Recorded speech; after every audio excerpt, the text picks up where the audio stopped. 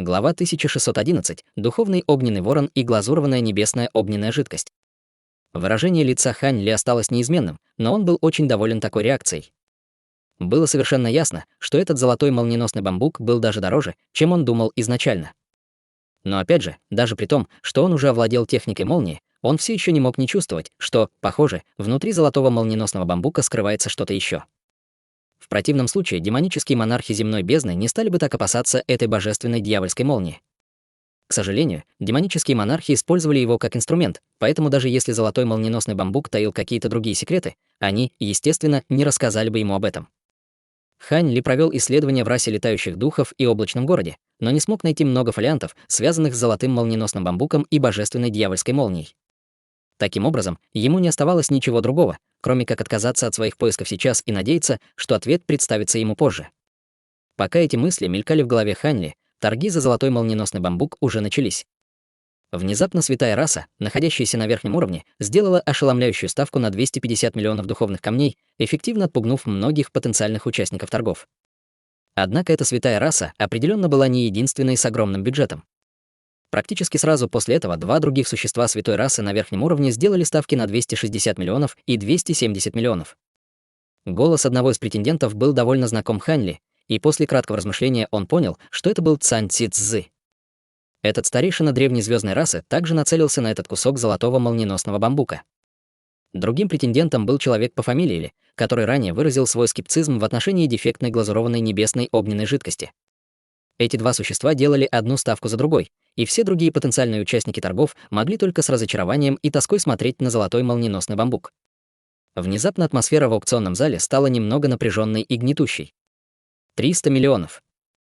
После недолгого молчания существо святой расы, которое ранее сделало ставку в 250 миллионов, наконец, сделало еще одну ставку, и сердце Хань Ли екнуло, услышав эту удивительную цену.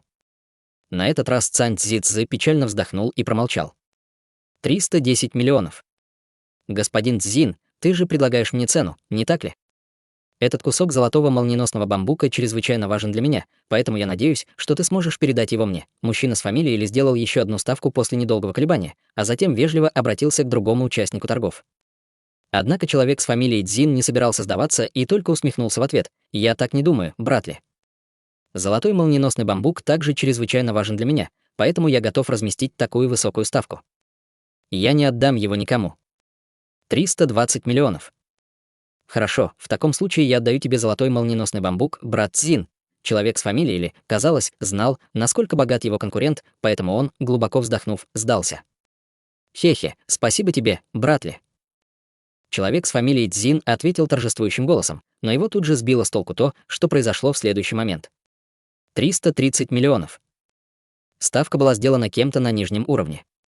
Это был приятный женский голос, и многие люди, немного помедлив, повернулись в направлении голоса и обнаружили, что покупателем была та же женщина, что купила адский земляной боевой экипаж. Все были ошеломлены, увидев это, включая Хань Ли. Она уже потратила такую огромную сумму духовных камней ранее, но все же могла сделать такую астрономическую ставку. Это было безумием. Конечно, это на самом деле не означало, что ее богатство превышало богатство святой расы, но, по крайней мере, у нее было гораздо больше духовных камней, чем у среднего существа святой расы. 340 миллионов. Человек с фамилией Цзин продолжал мрачным голосом. 350 миллионов. Неторопливо возразила женщина. Мужчина с фамилией Цзин снова замолчал, но через короткое время сделал еще одну ставку ледяным голосом. 360 миллионов. Если кто-то может сделать более высокую ставку, чем это, то даже я не смогу за ним угнаться. Не успел он сказать это, как женщина спокойным голосом сделала еще одну ставку. 370 миллионов. Взрыв яростного смеха раздался из комнаты, в которой находился человек по фамилии Цзин. «Хорошо. Раз ты полна решимости заполучить этот золотой молниеносный бамбук, я могу только пожелать тебе безопасного путешествия, когда ты покинешь облачный город». После того, как существо высшей расы снова и снова провоцировало его, эта святая раса, наконец, не могла больше сдерживать свою ярость и стала практически в открытую угрожать ей. Однако женщина полностью проигнорировала его, словно даже не слышала, о чем говорилось.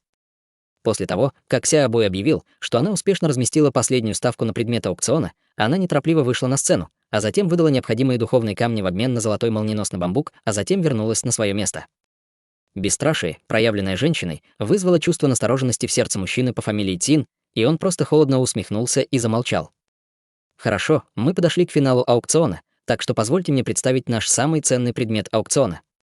Хе-хе, я уверен, что все вы уже знаете, что это такое.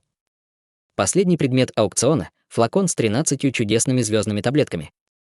Я уверен, что мне не нужно подробно останавливаться на необычных эффектах этих таблеток.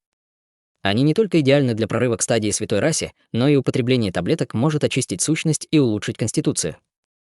В прошлом таблетки уже продавались на предыдущих аукционах, но их никогда не продавали партиями, превышающими 3 или 4 одновременно. Честно говоря, даже я был весьма ошеломлен тем, что старейшины кристаллической расы решили предложить столько чудесных звездных таблеток для продажи на этом аукционе. Если бы не тот факт, что я провожу этот аукцион, возможно, я бы тоже участвовал в торгах. Хотя я не смогу использовать их для себя, но эти таблетки были бы более чем идеальными для моего младшего или учеников, сказал Сяобуй с несчастным выражением лица. После этого он принял слабый серебряный флакон от одного из бронированных существ на сцене, а затем поднял его высоко над своей головой. Существа святой расы на верхнем уровне, возможно, не слишком соблазнялись этими таблетками, но существа на нижнем и среднем уровнях все пристально смотрели на серебряный пузырек в руке Сяобуя с обжигающим желанием в глазах. У всех них были торжественные выражения на лицах, либо выражали необузданное возбуждение или тревогу. Хорошо, хватит пустой болтовни. Начальная цена этого флакона с чудесными звездными таблетками составляет 300 миллионов. С улыбкой объявил Сяобуй. Услышав эту стартовую цену, Хань Ли погладил подбородок и скрестил руки, а затем с равнодушным выражением на лице откинулся на сиденье и закрыл глаза. В этот момент разум Хань Ли полностью отвлекся от флакона с таблетками, но вместо этого он размышлял о том, как получить в свои руки технику их создания. Если бы все ингредиенты были растительного происхождения, то он мог бы изготовить для себя бесчисленное количество таких таблеток.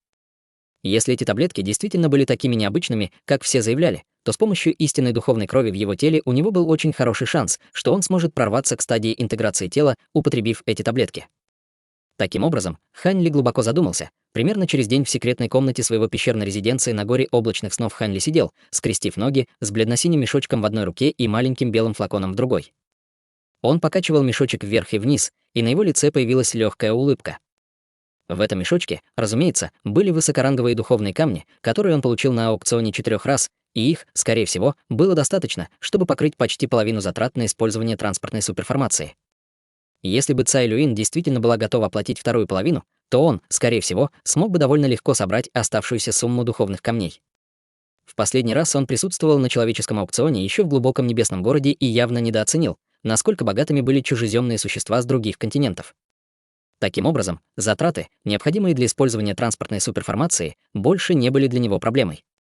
Все, что ему нужно было сделать дальше, это отправиться в огромную ледяную область, собрать материалы для изготовления инструментов для расы каменных коконов, забрать указанные сокровища для Цай Люин и Дуань Тиньжэнь, и после всего он сможет телепортироваться обратно на континент Тянь-Юань. Вдобавок ко всему, его путешествие в огромную ледяную область станет для него прекрасной возможностью преодолеть узкое место. Таким образом, в его интересах было культивировать до пика ранней стадии пространственного закаливания. В этом случае он сможет использовать огромное количество духовной ци в огромной ледяной области, чтобы облегчить прорыв на среднюю стадию пространственного закаливания. Эти мысли быстро пронеслись в голове Хань Ли, и он, тщательно пересмотрев свой план, наконец, тяжело вздохнул, убедившись, что не было никаких проблем с его предполагаемым курсом действий. Затем в одной из его рук вспыхнул духовный свет, и мешочек с духовными камнями мгновенно исчез. После этого Хань Ли перевел взгляд на маленький белый пузырек. Естественно, это был флакон с дефектной глазурованной небесной огненной жидкостью. По сравнению с предметами аукциона, которые были зарезервированы для финала, эта духовная жидкость была намного дешевле. Однако Цин Юаньцзы пообещал ему немного эликсира божественной адской реки, поэтому Хань Ли был чрезвычайно усерден, когда дело доходило до сбора предметов из списка Цин Юаньцзы. Эта духовная жидкость была несовершенной, но Сяобуй заявил, что она по-прежнему обладает всеми способностями идеальной духовной жидкости, только в значительно меньшей степени. Конечно, Хань Ли не собирался просто поверить ему на слово. Он, естественно, должен был провести обследование, чтобы проверить, так ли это на самом деле. В противном случае, если бы он преподнес Цин Юаньцзы что-то совершенно бесполезное, последний определенно был бы не рад этому. Таким образом, Хань Ли в глубоком раздумье оценил нефритовый пузырек в руке, а затем внезапно открыл рот и выплюнул шар серебряного пламени. Шар серебряного пламени сделал круг вокруг Хань Ли, а затем заклокотал и превратился в серебряного огненного ворона. Хань Ли тут же подбросил нефритовый флакон в воздух и указал на него пальцем. С глухим ударом на поверхности крышки флакона вспыхнули руны, после чего он полетел сам собой. Внезапно из отверстия флакона вспыхнул яркий красный свет, и изнутри вырвался столб багрового пламени. В то же время из пузырька медленно вылетел шар красной жидкости. Вся секретная комната сразу же была освещена красным светом, и на Хань Ли обрушились обжигающие волны тепла, заставляя его чувствовать, как будто его бросили прямо в печь. В этот момент огненный ворон внезапно чрезвычайно взволновался при виде шара из красной жидкости и издал восторженный крик, а затем расправил крылья и полететь к нему, прежде чем Хань Ли даже успел дать ему какие-либо инструкции.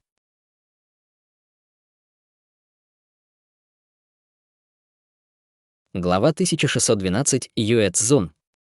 При виде этого Хань Ли приподнял бровь и тут же сделал печать заклинания руками, чтобы остановить огненного ворона.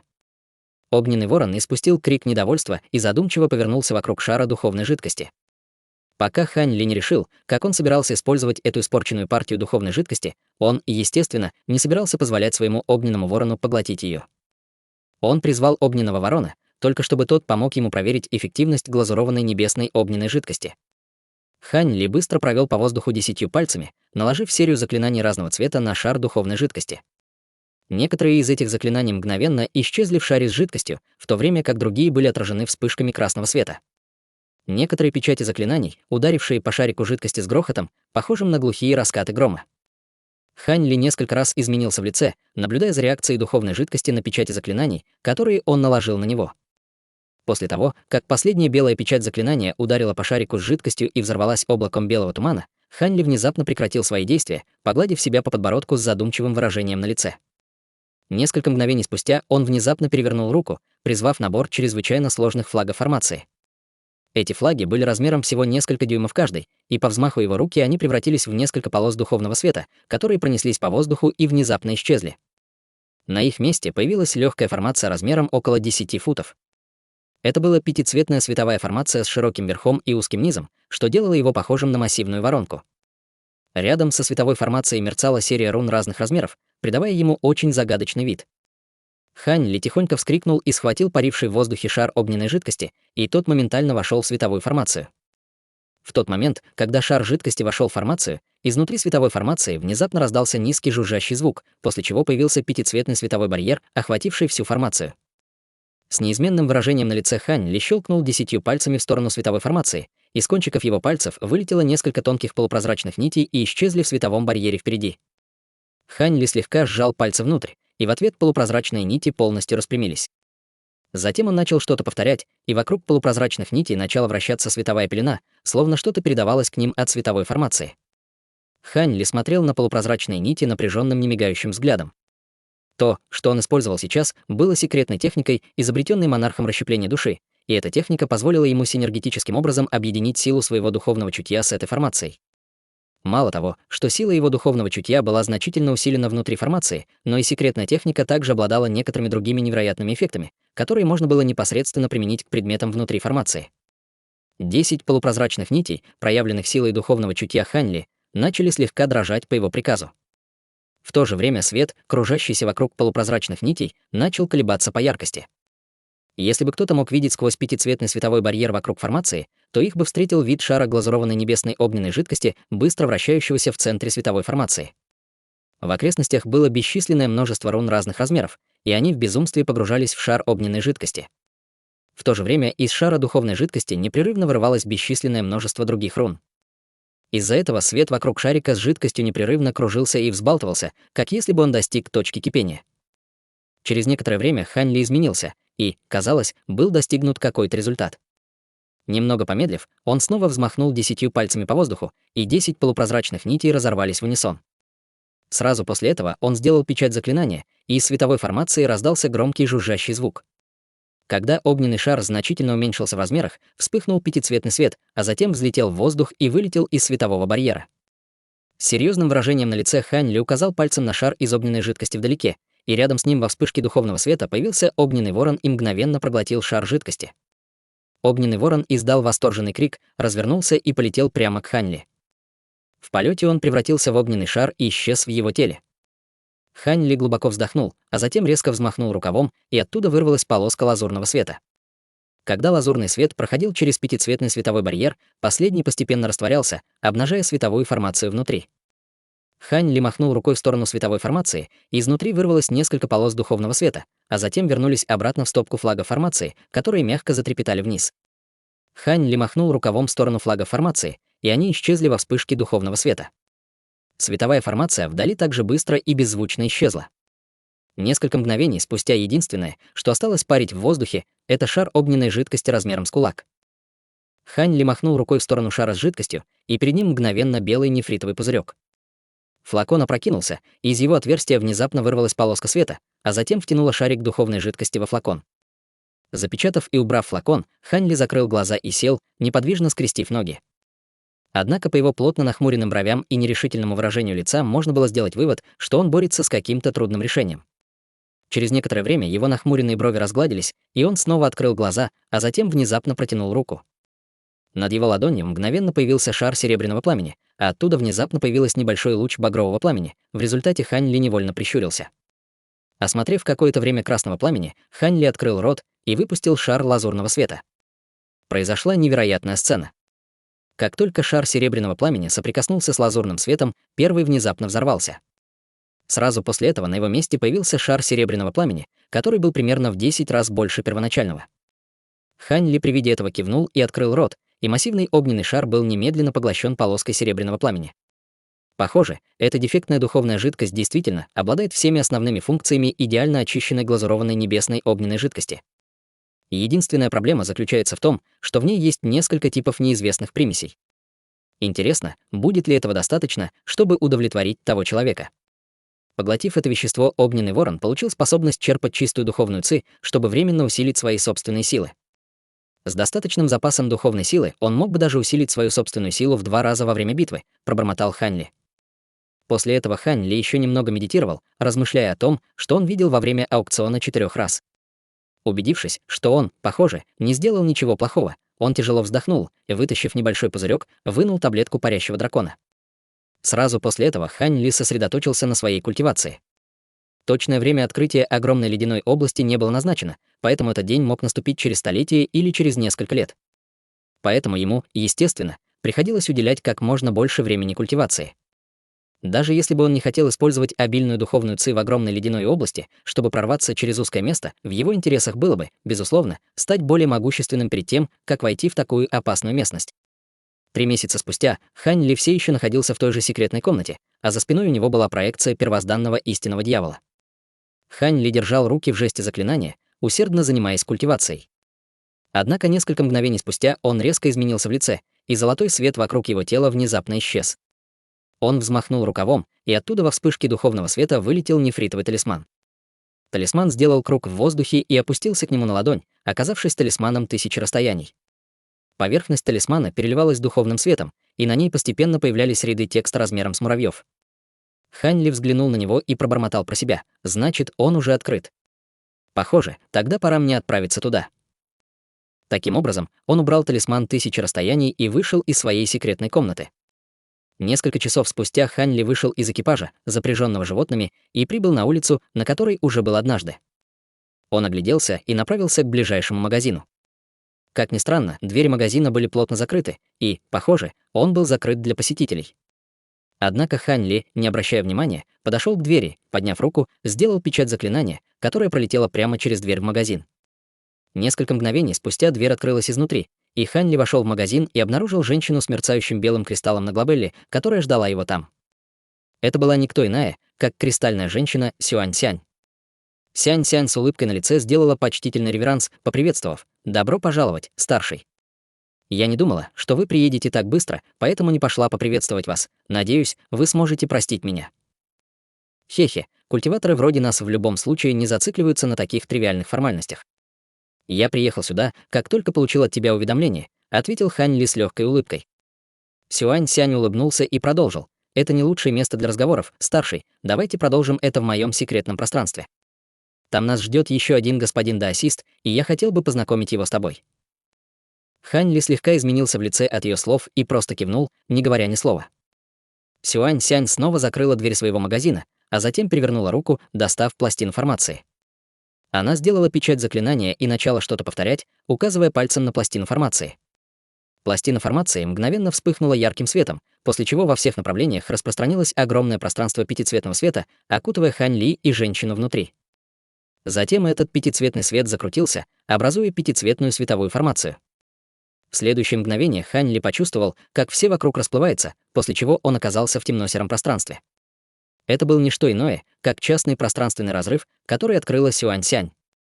Хань Ли огляделся и сразу же заметил стоящую рядом человекоподобную фигуру. «Я отдаю дань уважения старшему Ханю», — вежливо приветствовал человекоподобный персонаж, сложив кулак в почтительном приветствии. Хань Ли осмотрел человекоподобную фигуру прищуренными глазами и обнаружил, что это был мускулистый мужчина в черной мантии с несколькими слабыми пурпурными шрамами на лице. Все его тело излучало свирепую ауру, и, охватив этого человека своим духовным чутьем, Хань Ли обнаружил, что он был только на стадии божественной трансформации. «Как я могу называть тебя, господин даосист?» — спросил Хань Ли спокойным голосом, выходя из строя транспортной формации. «Меня зовут Юэ Цзун», — ответил мужчина. «Брат Юэ — самый известный охотник на дьявольских зверей в золотых горных дьявольских хребтах. Если мы хотим беспрепятственно путешествовать по горным хребтам, нам придется заручиться помощью способностей господина даосиста Юэ», — объяснил Сюань-Сянь.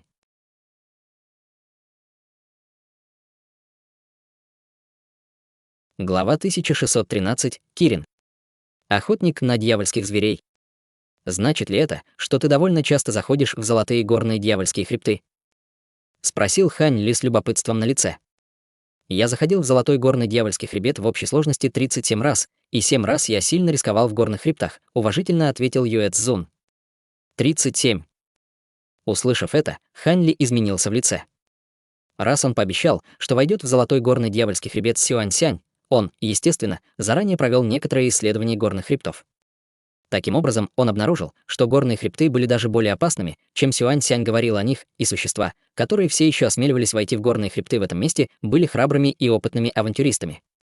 Однако даже эти существа не осмеливались углубляться в горные хребты и бродили по окраинам, убивая некоторых относительно более слабых дьявольских зверей. Однако, к его большому удивлению, этот Юэ Цзун находился только на средней стадии божественной трансформации, но несколько раз отважился войти вглубь золотых горных дьявольских хребтов. Он не знал, насколько глубоко Юэ Цзун заходил в тех случаях, но это все равно было поразительным подвигом. В этот момент Сюань-Сянь объяснила: несмотря на то, что нам не нужно углубляться в горные хребты во время этой поездки, место, куда мы собираемся, все еще находилось довольно далеко от входа в горные хребты, и будет очень опасно, если мы столкнемся с какими-либо могущественными дьявольскими тварями, которые могут прятаться на окраинах. Поэтому я нанял брата Юэ в качестве нашего проводника ради меры предосторожности. Пока он вести нас, уверена, что нас ждет плавное путешествие. Брат Юэ — один из очень немногих существ, способных заранее определять местонахождение могущественных дьявольских зверей, даже несмотря на разрушающую дьявольскую ци в горных хребтах. Ты слишком добра, фея Сянь. Я, конечно, не осмелился бы гарантировать гладкое путешествие, поскольку я давно не заходил в золотой горный дьявольский хребет, поэтому я не знаю, произошли ли там какие-нибудь радикальные изменения. В конце концов, последний раз я входил в горные хребты около века назад, скромно ответил Юэ Цзун. Что могло измениться всего за столетие? Ты широко известен своими подвигами в горных хребтах, и мы собираемся отправиться только на окраину, так что сомневаюсь, что там могли произойти какие-либо изменения, сказала Сюань-Сянь с улыбкой. Это не обязательно так, фея Сюань. Золотые горные дьявольские хребты устрашают не только из-за могущественных дьявольских зверей внутри.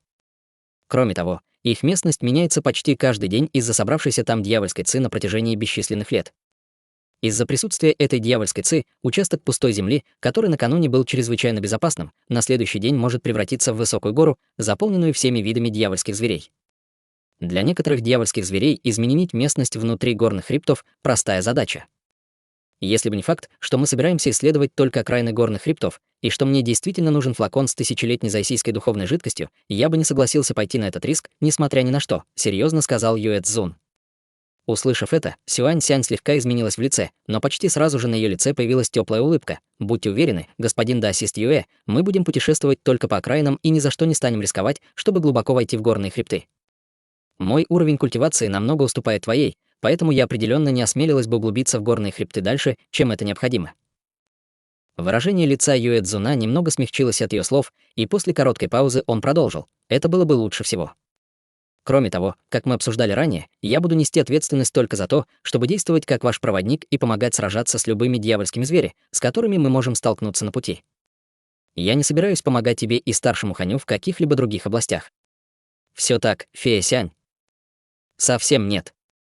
Если мы действительно столкнемся с ситуациями, когда от вас потребуется дополнительная помощь, я готова предложить дополнительные награды и определенно не буду заставлять вас делать что-либо против вашей воли. Сюань Сянь кивнула в ответ, но она не была полностью согласна с этим. Юэ Цзун некоторое время обдумывал ее ответ, а затем уступил, легонько кивнув. Тем временем Хань Ли все это время хранил молчание, внимательно оценивая Юэ Цзуна, и только в конце разговора с Сюань Сянь он наконец вставил: «Честно говоря, мое понимание золотых горных дьявольских хребтов и дьявольских зверей очень узкое, я узнал только о некоторых из этих аспектов, только задав вопросы другим и прочитав некоторые относящиеся к делу фолиантов. Таким образом, я очень рад, что фея Сюань смогла пригласить кого-то, кто так хорошо знаком с горными хребтами, как господин Даосист Юэ. Однако, у меня есть несколько вопросов, и я надеялся, что ты сможешь на них ответить, господин Даосист Юэ. Пожалуйста, спрашивайте что угодно, и я обязательно расскажу вам все, что знаю, старший Хань», — немедленно ответил Юэ Цзун. Не считая высокоранговых дьявольских зверей в горных хребтах, разве дьявольские звери среднего и низкого ранга также достигли интеллекта? Если да, то как их интеллект соотносится с интеллектом обычных духовных зверей? Также Хань Ли сразу же составил список вопросов. Юэ Цзун продемонстрировал свои обширные познания о золотых горных дьявольских хребтах, дав подробные ответы на все вопросы Хань Ли, и Сюань Сянь также время от времени задавала свои вопросы. Атмосфера между ними была довольно гармоничной, и они разговаривали около часа, прежде чем Хань Ли был окончательно удовлетворен. Получив ответ на свой последний вопрос, на лице Хань Ли появилась улыбка, и он сказал: «С учетом всех этих знаний, я уверен, что наша поездка будет довольно гладкой. Когда ты планируешь отправиться в путь, госпожа Сюань?» Сюань Сянь, немного подумав, ответила: «Золотые горные дьявольские хребты находятся примерно в месяце пути от нашего облачного города, поэтому мы не сможем задерживаться слишком долго. Я думаю, мы должны отправиться в путь через 3 дня. Как вы думаете, старший?» Хань Ли, погладив подбородок, ответил: «Хорошо, сделаем, как ты сказала. Через 3 дня давайте встретимся в 5 километрах от восточных ворот». Юэ Цзун кивнул в ответ, явно не возражая против этого предложения. Хань Ли не собирался больше оставаться, и он попрощался со всеми, сказав: «Если это все, что было нужно обсудить, тогда мне нужно вернуться и подготовить кое-что. Мы обсудили все, что нужно сказать, так что вы, конечно, можете уйти, старший Хань», — почтительно ответила Сюань Сянь, взмахнув рукой, снова вызвала пластину формации. Таким образом, Хань Ли вошел на транспортную формацию и исчез во вспышке духовного света. Сразу после ухода Хань Ли Юэ Цзун рефлекторно вздохнул с облегчением и, нахмурившись, спросила: «Госпожа Сянь, действительно ли этот старший Хань заслуживает доверия? Ты сказала, что он высокоранговый дьявольский культиватор, но я не чувствую, чтобы от его тела исходила дьявольская аура. Я исследовал золотые горные дьявольские хребты много раз, и я вполне уверен в своей способности ощущать дьявольскую ци. Так возможно ли, что он лжет? Будьте уверены, брат Юэ, я могу гарантировать, что старший Хань действительно является высокоранговым дьявольским культиватором. На самом деле, если бы не тот факт, что он был дьявольским культиватором, я бы, возможно, даже не смогла уговорить его. Но опять же, если бы не тот факт, что для наших планов требовался полноценный дьявольский культиватор, мне бы не пришлось так долго ждать», — подтвердил Сюань Сянь со слабым вздохом. Юэ Цзун на мгновение замолчал, а затем внезапно спросил: «В таком случае этот старший Хань, должно быть, использует какое-то таинственное искусство культивации, которое может замаскировать его дьявольскую ци. В противном случае моя сенсорная способность определенно бы что-то от его дьявольской ауры. Кроме того, я не знаю, какова цель этой поездки, но, поскольку она требует сопровождения высокорангового дьявольского культиватора, я могу только предположить, что это что-то непростое. Это действительно плохая идея — входить в золотой горный дьявольский хребет в этом году. Это должно быть время, в течение которого поток дьявольской ци будет изливаться в горные хребты каждые 300 лет, а в течение этого 10-летнего периода высока вероятность того, что могучие дьявольские звери в горных хребтах появятся и на окраинах. Почему бы вместо этого вам не подождать еще 4 или 5 лет? Приношу свои извинения, но у меня есть свои секреты, и я не могу их вам раскрыть. В любом случае, я должна войти в золотой горный дьявольский хребет в течение этих 2 лет. В противном случае мне придется ждать еще несколько столетий, чтобы получить еще одну возможность. Я просто не могу позволить себе ждать так долго, поэтому у меня нет другого выбора, кроме как пойти на этот риск. Однако именно из-за этого я была готова предложить флакон тысячелетней зайсийской жидкости в обмен на ваши услуги. По правде говоря, до вас я ходила к нескольким другим людям в надежде воспользоваться их услугами, но никто из них не хотел входить в золотой горный дьявольский хребет в этот период притока дьявольской ци, поэтому у меня не было выбора, кроме как прийти к вам. Немного помедлив, призналась Сюань Сянь с кривой улыбкой. В таком случае мне придется пойти на риск вместе с тобой, фея Сюань. Однако позвольте мне сначала прояснить это. В период притока дьявольской ци я только на 80% уверен, что смогу безопасно провести вас к месту назначения. Если возникнут непредвиденные обстоятельства, или мы столкнемся с какими-то могущественными дьявольскими тварями, или произойдет какое-то другое происшествие, которое будет представлять угрозу для нашей жизни, я немедленно покину место происшествия, и тебе придется дать мне вторую половину флакона тысячелетней зайсийской духовной жидкостью, которую ты мне обещала. Серьезным голосом напомнил Юэ Цзун. Конечно. Все эти условия были подтверждены заранее, поэтому я, естественно, не заберу свои слова назад, с улыбкой ответила Сюань Сянь. Юэ Цзун кивнул и, прищурив глаза, спросил: «Судя по всему, ты, кажется, не рассказал старшему Ханю о притоке дьявольской ци, который в настоящее время происходит в золотых горных дьявольских хребтах. Не создаст ли это проблем? Я беру с собой старшего Ханя, потому что мне нужно позаимствовать его способности дьявольского Даа, а это не имеет ничего общего с притоком дьявольской ци. Даже вы не сможете безопасно вести нас в золотой горный дьявольский хребет и обратно, результат останется прежним, независимо от того, сообщу я старшему Ханю или нет. Он все равно узнает об этом рано или поздно, ответила Сюань Сянь, лукаво взглянув на нее. Это правда. Однако, если бы ты сказала ему заранее, ты, скорее всего, не смогла бы убедить старшего Ханя пойти с нами, усмехнулся Юэ Цзун с понимающим выражением лица. Сюань Сянь просто улыбнулся, услышав это, и ничего не ответила. После этого она и Юэ Цзун обсудили некоторые другие детали, а затем Юэ Цзун также был телепортирован информацией. Таким образом, Сюань Сянь осталась одна в пространственном кармане. Улыбка на ее лице постепенно исчезла, и она, нахмурившись, внезапно взмахнула рукавом. Изнутри тут же вылетел шар лазурного света и в мгновение эко превратился в лазурного зверя размером с кулак. У маленького зверя была чешуя по всему телу и острые когти на 4 конечностях. На его голове была пара рогов, а во рту — острые клыки, что придавало ему вид, идентичный истинному духовному Кирин. Однако тело маленького зверя было крайне нечетким и нематериальным, в результате чего казалось, будто его мог рассеять даже легкий ветерок.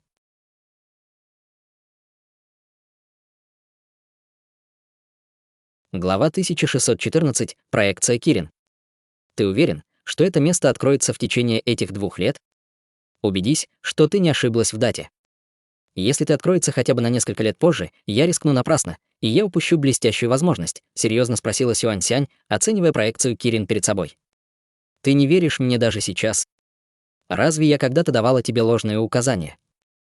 Если бы не награды, которые ты получила из других руин, о которых я рассказывала, ты бы даже не оказалась там, где ты сейчас. Учитывая ограниченную способность к культивации у твоей кристаллической расы, ты уже можешь считаться величайшим вундеркиндом, достигнув этой точки всего за несколько столетий культивации, ответила проекция Кирин, лениво подняв голову. Ты со мной с самого рождения, и если бы я умерла, тебя постигла бы та же участь, поэтому, конечно, я тебе верю. Ты всего лишь огонек души истинного духовного Кирина из прошлого, так что не исключено, что твоя память была затуманена. «Я просто чувствую себя немного не в своей тарелке», сказала Сюань Сянь, оценивая миниатюрного Кирина. «Я действительно являюсь лишь 0,0000 духовного чутья истинного духовного Кирина после того, как он самодетонировал, но тогда он был на грани смерти перед своими заклятыми врагами, и он не смог бы выжить, если бы не взорвал свою собственную душу. Даже несмотря на то, что он высвободил способность, бросающую вызов естественному порядку, разделив свою душу на 100 000 кусочков, он внедрил несколько чрезвычайно важных фрагментов информации в каждый отдельный кусочек своей души, чтобы он мог иметь шанс вернуться к своей былой силе. Я могу заверить тебя, что информация об этой пещере истинных духов определенно является одной из тех частей информации, поэтому я ни за что не ошибусь», — хихикнул миниатюрный Кирин. «В самом деле, то, что я смогла достичь этого уровня культивации, благодаря тебе. Однако ты держалась меня с детства, чтобы попытаться овладеть моим телом и перевоплотиться.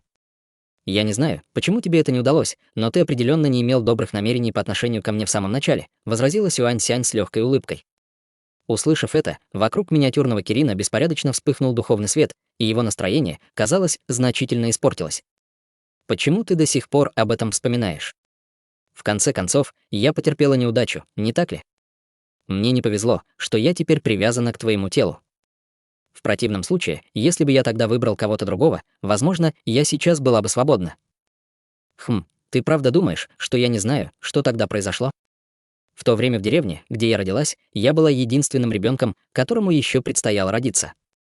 Ты, должно быть, думала, что нерожденный ребенок, у которого еще полностью не развиты когнитивные функции, был бы легким сосудом для тебя, усмехнулась Сюань Сянь. В то время я израсходовала почти всю свою силу только на то, чтобы сбежать, поэтому, конечно, я выбрала самую легкую цель, чтобы попытаться овладеть ею. В любом даже 100-тысячная доля духовного чутья истинного духовного существа — это более чем достаточно могущественная вещь, чтобы овладеть телом зрелого кристаллического существа, смиренно проворчал миниатюрный Кирин. Хорошо, давай больше не будем спорить об этом. Даже если ты не смогла успешно перевоплотиться, суть в том, что тебе удалось выжить. Вход в пещеру истинного духа будет чрезвычайно полезен для нас обоих, поэтому мы должны убедиться, что все пойдет по плану. К сожалению, я достигла узкого места в своей культивации, возможно, не смогу добиться прогресса даже в следующие несколько столетий. В противном случае я бы подождала, пока не стану достаточно сильной перед тем, как отправиться на поиски этой пещеры истинного духа. Это, несомненно, займет много времени, но это определенно будет безопаснее, чем войти в золотой горный дьявольский хребет с этими двумя существами, которые намного сильнее меня, размышляла Сюань-Сян. В созерцательной манере. Вы, кристаллические существа, действительно обладаете очень слабыми способностями к культивации. Даже под моим руководством и после приема стольких драгоценных таблеток ты все равно не можешь культивировать с той чудесной скоростью, которая давалась тебе в прошлом. Таким образом, если этого не произойдет, какой смысл откладывать так долго? С другой стороны, если бы не тот факт, что пещера истинного духа просто случайно была занята этим раненым дьявольским зверем ранга святого, было бы лучше, чтобы ты пошла туда один. Проекция Кирина на мгновение остановилась и продолжила. Но я уверена, что ты уже подготовила меры по противодействию этим существам, не так ли? Было бы лучше, если бы они не пытались строить заговоры против тебя, но в противном случае ты бы могла принять меры, и даже обычные существа, которые намного более могущественнее тебя, были бы восприимчивы. Обычные существа. Ты имеешь в виду, что один из них не является обычным существом? Это значит, что эти меры не сработают на них? Кристаллическая женщина была чрезвычайно умна и сразу смогла прочитать между строк. Ты уже дважды виделась с этими двумя существами, и даже несмотря на то, что я пряталась в твоем теле, я все равно смогла почувствовать кое-что. Аура этого Юэцзуна колеблется в силе, и при ближайшем рассмотрении я могу ощущать зловещую ци, что скрывается в его теле. Если я не ошибаюсь, он, должно быть, использует какое-то искусство культивации, специализирующееся на сокрытии и проведении смертельных атак с целью убить свою цель одним ударом. Должно быть, он развил и другие секретные техники, иначе он не смог бы так много раз посещать золотые горные дьявольские хребты и при этом оставаться невредимым. Однако, напротив, у этого Хань Ли не только уровень культивации намного превосходит Юэцзуна, но и его искусство культивации и способности все очень глубокие. Даже меня поражает чувство опасности в его присутствии, но меры, которые я приготовила для тебя, самые эффективные, которые ты можешь использовать с твоим нынешним уровнем культивации. В частности, меры по спасению жизни чрезвычайно глубокие и непредсказуемы, поэтому, даже если ты не сможешь убить их двоих на месте, ты все равно сможешь с легкостью сбежать, уверенно ответила проекция Кирин. В этом случае я чувствую себя вполне уверенно. Однако есть еще кое-что, что меня беспокоит, вздохнула Сюань-Сянь, и в ее глазах промелькнуло странное выражение. «А, и что это?» — спросил миниатюрный Кирин. Когда тот Кирин взорвал свою душу много лет назад, она была разделена на 100 тысяч кусочков, так что, конечно же, ты не единственный, кому удалось сбежать, и ты знаешь, где находится пещера истинного духа. Сотни лет прошли с тех, так что, возможно, кто-то уже получил доступ к пещере и забрал все сокровища, тем самым сделав наши усилия совершенно бесполезными, предположила Сюань-Сянь. Душа Крина действительно была разделена на множество кусочков, но очень немногим из них действительно удалось сбежать. Среди них большая часть не смогла бы овладеть хозяином или столкнулась бы с каким-то другим видом неудач, так что действительно довольно сложно, чтобы сказать, существуют ли еще другие кусочки души, подобные мне. Таким образом, я думаю, маловероятно, что кто-то уже получил доступ к пещере, торжественно ответила проекция Кирин. Надеюсь, что это так. Если мы сможем получить сокровища в пещере истинного духа, тогда я смогу быстро прогрессировать в своей культивации, пробормотала Сюань-Сянь. Хе-хе, это действительно так. Иначе я бы не запомнила эту информацию так четко, хихикнула проекция Кирин. Сюань-Сянь просто улыбнулась, но ничего не сказала. Обернувшись вокруг нее некоторое время, миниатюрный Кирин внезапно сказал: «Этот Хань Ли обладает довольно сильным духовным чутьем, поэтому, когда ты с ним, постарайтесь не связываться со мной, если без этого можно обойтись. В противном случае есть шанс, что он может обнаружить, что что-то не так. В идеале, в следующий раз я появлюсь, когда мы уже будем находиться в пещере истинного духа». После этого проекция Кирин полетела к телу Сюань-Сянь и внезапно исчезла. Сянь-Сянь тяжело вздохнула, войдя в транспортную формацию, взмахнула пластиной формации в руке и исчезла во вспышке духовного света. 3 дня спустя, на вершине небольшой горы недалеко от облачного города, стоял молодой человек в лазурном одеянии, сложив руки за спину, и рассматривал пейзаж под собой. Он был совершенно неподвижен, и на его лице было спокойное выражение. Этим человеком, естественно, был никто иной, как Хань Ли, прибывший в указанное место, как было согласовано. Он уже был здесь некоторое время, но солнце только-только начинало подниматься над горизонтом. Казалось, что он пришел немного раньше.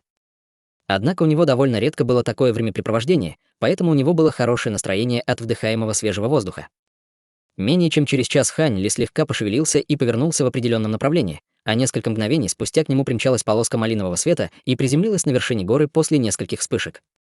Багровый свет погас, раскрывая человекоподобную фигуру, которой был никто иной, как Юэ Цзун. «Приветствую, старший Хань». «Извините, что заставил вас ждать», — Юэ Цзун сложил кулак в почтительном приветствии. «Ничего страшного, я специально прибыть сюда чуть раньше», — Хань Ли равнодушно покачал головой. Услышав это, Юэ Цзун вежливо улыбнулся, а затем обнаружил поблизости чистый участок земли и сел, скрестив ноги. Тем временем Хань Ли продолжал смотреть вдаль. Вскоре после этого прибыла и Сюань Сянь. Хань Ли слегка приподнял брови и спустился сверху в виде шара белого света, а Юэ Цзун тоже поднялся на ноги. «Раз все здесь, давайте немедленно отправимся в путь», — предложил Хань Ли после ее прибытия. Затем он поднялся в воздух в виде полоски лазурного света, а Юэ Цзун и Сюань Сянь последовали за ним. Время путешествия было не совсем большим, но и непродолжительным. Если добавить к этому месяц или около того, который они планировали провести в Золотых горных дьявольских хребтах, они смогут вернуться в облачный город примерно через 3 месяца, если все пройдет гладко. Хань Ли продолжал продвигаться вперед, размышляя об этих мыслях, и путешествие прошло без приключений. Месяц спустя, пролетев над длинной чередой безымянных горных хребтов, впереди появилось бескрайнее море лазурного тумана. Это облачное лазурное духовное море, которое является ограничением вокруг Золотых горных дьявольских хребтов. Это также единственный вход в горные хребты, и попытка прорваться в горные хребты из любого другого места будет означать верную смерть. При виде моря тумана в глазах Юэ Цзуна промелькнуло возбуждение.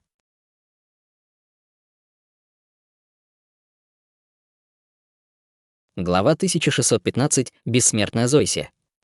Хань Ли летел рядом с Юэ Цзуном с задумчивым взглядом на лице, глядя на море тумана вдалеке. Внезапно он изменился в лице. Когда они были дальше, он не замечал этого, но, подойдя ближе, он услышал глухой грохот из лазурного моря тумана, как будто внутри бушевала гроза. В этот момент Юэ Цзун внезапно остановился, и багровый свет вокруг его тела исчез, и он появился перед лазурным туманом. Он перевернул руку, и в его руке появился мерцающий золотой талисман. Затем он поднял руку, и талисман исчез в тумане в виде полоски золотого света.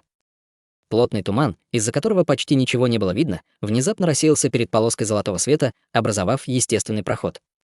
«Держитесь рядом со мной, в противном случае у тебя будут большие проблемы», предупредил Юэ Цзун и снова улететь вперед. Несмотря на то, что Хань Ли не знал, какие неприятности его поджидают, если он полетит в лазурный туман, он определенно не собирался проверять это, и, как ему сказали, он последовал за Юэ Цзуном. Сюань Сянь тоже полетела за ними и невольно спросила: «Я тоже однажды была на этих горных хребтах, и, если я правильно помню, не должны ли мы войти из другого места?» «Обычные существа, естественно, должны входить оттуда, но я заработал себе здесь хорошую репутацию, поэтому я освобожден от этого требования», объяснил Юэ Цзун, покачав головой. Сюань Сянь кивнула и замолчала, услышав это. Таким образом, все трое продолжали лететь под руководством полоски золотого света, и, прежде чем они осознали это, они преодолели почти 10 километров в море тумана. Внезапно глаза Хань Ли вспыхнули, и он внезапно увидел группу зданий примерно в 500 метрах под ними. Подойдя поближе, он обнаружил, что это был небольшой городок, расположенный в длинной и тонкой формации, состоящий из 2 рядов каменных хижин. Все эти каменные хижины были разных размеров, а внизу их были сотни.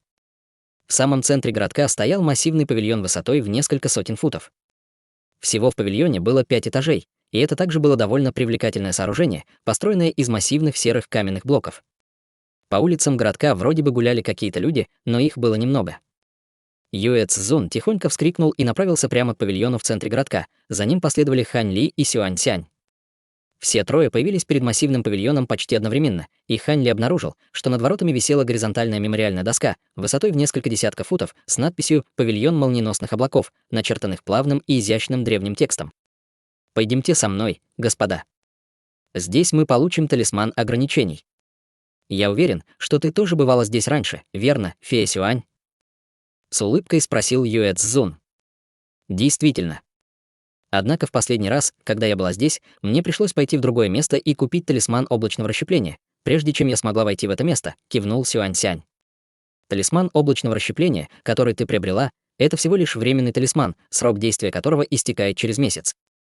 В отличие от этого сокровища, которое я только что использовал для разделения лазурного тумана, можно использовать снова и снова. Его дал мне старший, ответственный за охрану этого места, так как я довольно часто приходил на эти золотые горные дьявольские хребты. Море тумана довольно сложно пересечь, но даже если там заблудишься, просто окажешься в ловушке на месяц или два, прежде чем кто-то из этого места спасет тебя. Сейчас нам нужно взять талисманы молниеносного знамени, которые действительно предоставят нам проход в золотые горные дьявольские хребты. В противном случае нас ждет божественное ограничение молнии, а это то, через что даже существа святой расы не смогут прорваться, объяснил Юэ Цзун перед тем и направился к павильону. Ворота павильона были распахнуты настежь, а первый этаж был совершенно пуст, создавая впечатление, что люди редко бывают в этом месте. Услышав слова Юэ Цзуна, Хань Ли кивнул и направился к павильону, а Сюань Сянь последовал за ним. Трио быстро пробралось через ворота павильона и обнаружило, что на первом этаже нет ничего, кроме нескольких столов и стульев. Таким образом, они поднялись по лестнице на второй этаж, но обнаружили, что там тоже ничего нет. На третьем этаже они, наконец, обнаружили барьер белого света у входа. Юэ Цзун полностью проигнорировал световой барьер и прошел прямо через него.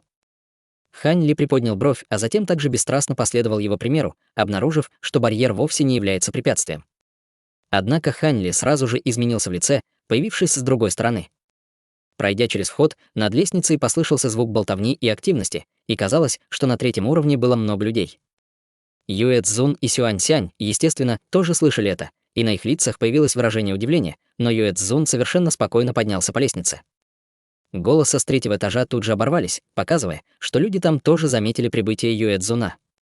В этот момент Хань Ли также пробился на третий этаж, обнаружив, что площадь этажа составляла чуть более 200 футов, но он был битком набит людьми. На земле, скрестив ноги, сидело более 30 чужеземных существ в разной одежде, и единственными вещами в комнате были круглый каменный стол в центре комнаты, а также футоны разных размеров, на которые сидели эти существа. Как только появилось трио Хань Ли, все, естественно, повернулись к ним троим. «А, это брат Юэ. Итак, ты тоже здесь, господин да-ассист Юэ. Ха-ха, я знал, что ты не откажешься от этой возможности, брат Юэ». Узнав, что прибыл Юэ Цзун, многие существа в комнате тепло приветствовали его, и среди них были даже существа с более высокими уровнями культивации по сравнению с Юэ Цзуном. Другие существа, которые не узнали Юэ Цзуна, также пошевелились, услышав его имя, и некоторые из них оценивали его с неприязнью в глазах. Казалось, что даже несмотря на то, что они не узнали Юэ Цзуна, он действительно был очень известен в этих местах. Однако в комнате было 4 или 5 существ, которые не проявили никакой реакции даже после того, как услышали имя Юэ Цзуна, и они просто осторожно оценивали трио Хань Ли. Хань Ли проверил комнату своим духовным чутьем и был весьма удивлен, что все существа здесь находились на стадии божественной трансформации или выше. Фактически, почти половина из них были существами стадии пространственного закаливания, и даже 3 существа находились на пике стадии пространственного закаливания. Некоторые существа использовали сокровища, чтобы скрыть свои духовные силы, поэтому даже Хань Ли не смог определить их уровни культивации. В отличие от Хань Ли, Сюань Сянь была заинтригована громкой репутацией Юэ Цзуна в этом месте. Юэ Цзун сложил кулак в знак приветствия всем и направился к худому пожилому мужчине с седыми волосами, а затем уважительно спросил: «Вы тоже здесь, старший Ян? Что-то случилось в золотых горных дьявольских хребтах?» Этот пожилой мужчина был одним из 3 существ, которые находились на пике стадии пространственного закаливания, и он оценивал Юэ Цзуна с доброжелательной улыбкой на лице, по-видимому, был ближе к нему, чем все другие существа здесь. «Ты ничего не знал до того, как приехал сюда? Разве ты не собираешься входить в золотые горные дьявольские хребты?» Пожилой мужчина был весьма удивлен, услышав вопрос Юэ Цзуна. «Я действительно собираюсь войти в горные хребты, но это по другой причине. Насколько я знаю, сейчас период, когда происходит массовый приток дьявольской ци, так почему же здесь все равно столько много людей? Неужели они все здесь ради талисмана молниеносного знамени?» Спросил Юэ Цзун с серьезным выражением на лице. Конечно. Сюда бы никто не пришел, не собираясь в горные хребты. Что же до причины, стоящей за этим, это долгая история. Хм. Нерешительно спросил пожилой мужчина, глядя на Хань Ли и Сюань Сянь. «Ничего страшного, старший Хань и фея Сиань, мои товарищи, с которыми я собираюсь вместе отправиться в горные хребты, так что вы можете сказать им то, что собираетесь сказать мне, старший Ян. Мы здесь единственные, кто все еще не в курсе происходящего», с кривой улыбкой усмехнулся Юэ Цзун. «Это правда.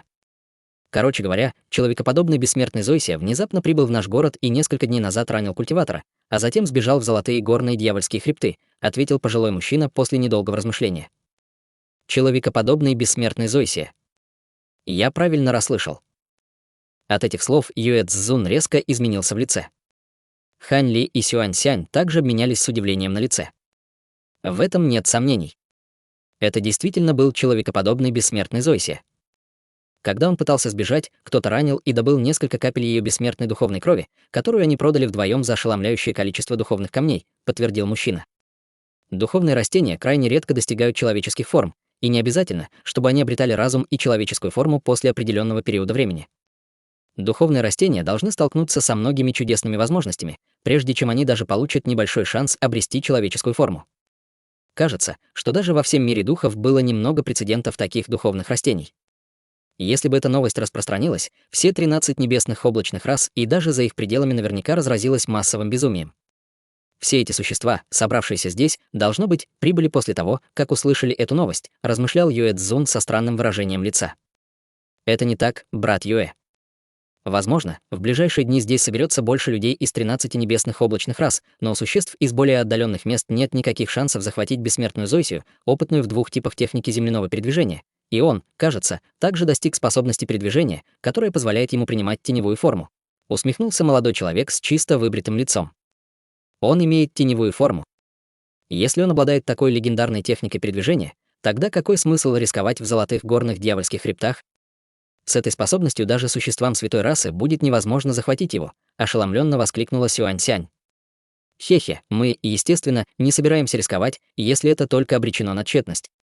Этой бессмертной Зойсии не повезло, так как она напала на культиватора, который как раз овладел одним из типов ограничивающего света золотого происхождения. Хотя он был застигнут врасплох и тяжело ранен, его инстинктивная ответная атака также поразила бессмертную Зойсию. Когда он попытался сбежать, приняв свою теневую форму, ему удалось активировать способность только на полпути до того, как сработал ограничивающий свет, и он был вынужден вернуться к своей обычной форме. Однако он также обладает некоторой способностью, которая делает его невосприимчивым к формации молниеносного облака, и он прошел непосредственно через ограничения, сбежав в золотые горные дьявольские хребты, объяснил молодой человек.